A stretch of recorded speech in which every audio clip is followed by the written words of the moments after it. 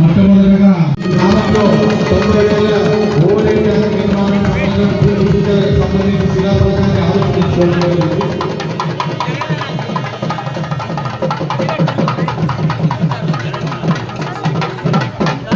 ఏదో మా ఊరిలో అని చెప్పేసి వదిలేశారు, కానీ ఆయన అలా రాలేదు.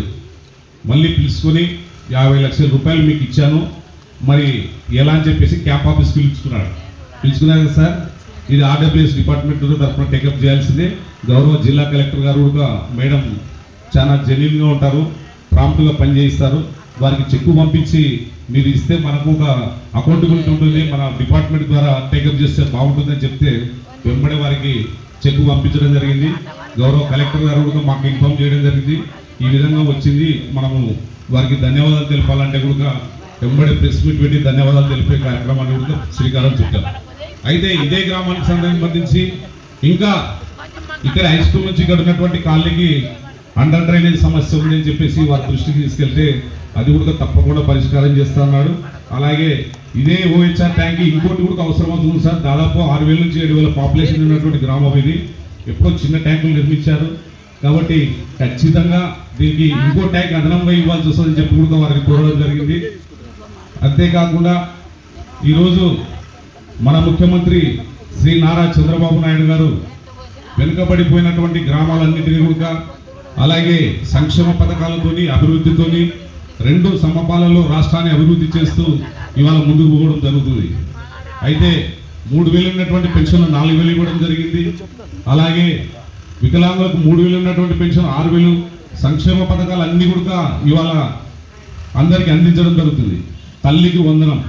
ఈరోజు చూసుకోండి, ఆనాడు జగన్మోహన్ రెడ్డి ఒక పిల్లవాడికి కుటుంబంలో వేసి మీ పిల్లవాడికి వేసాను అని చెప్పి గొప్పలు చెప్పుకున్నాడే తప్ప ఇక్కడ కానీ అందరి సంతృప్తిగా ఇచ్చేది లేదు. ఇవాళ మన ప్రభుత్వం గౌరవ ముఖ్యమంత్రి శ్రీ నారా చంద్రబాబు నాయుడు గారు ఎంతమంది పిల్లలు పడిపోతే అంతమందికి ఇస్తానని చెప్పే కార్యక్రమానికి శ్రీకారం.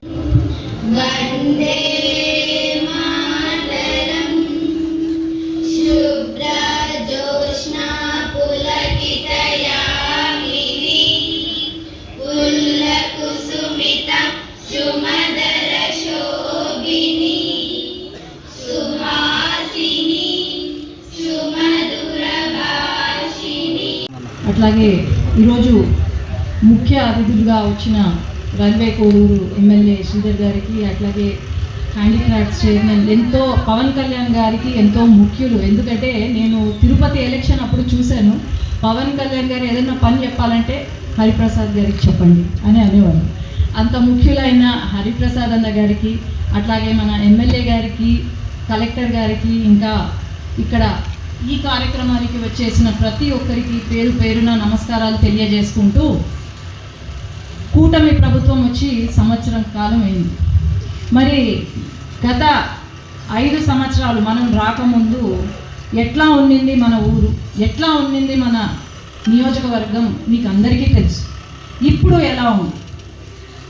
ఆనాడు ఎప్పుడో ఎన్నికల ముందు పవన్ కళ్యాణ్ గారు, ఇప్పుడు అన్న చెప్పారు కొన్నిదెల గ్రామానికి రావాలి అని ఇక్కడ హెలిప్యాడ్ ఉంటే ఇక్కడికి వచ్చి ఇదేంటి నా ఇంటి పేరు ఉంది ఇక్కడ, మేము అసలు ఇటు సైడ్ అసలు మా వాళ్ళు ఎవరు లేరే, ఇక్కడ ఎలా ఉంది అని ఆశ్చర్యపోయారు.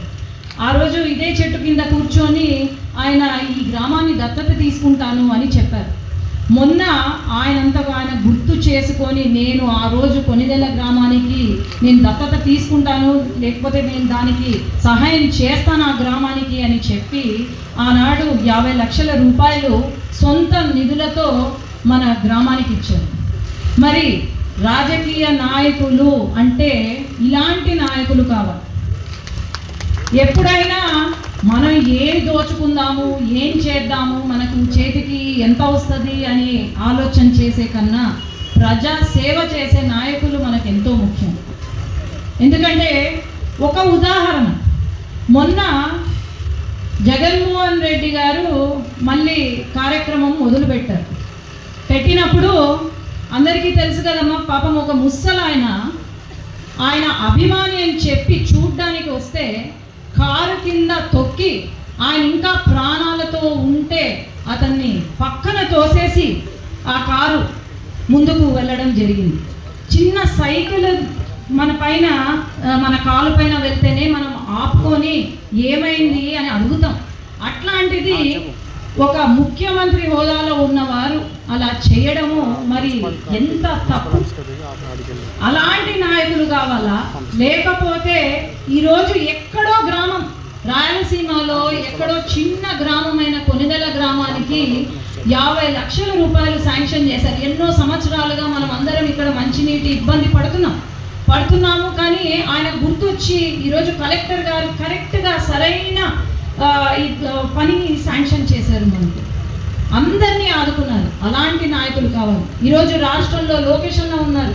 పిల్లలకు ఉచితంగా చదువు చదువు చెప్పిస్తాము అని చెప్పి, కోచింగ్ ఇస్తామని చెప్పారు.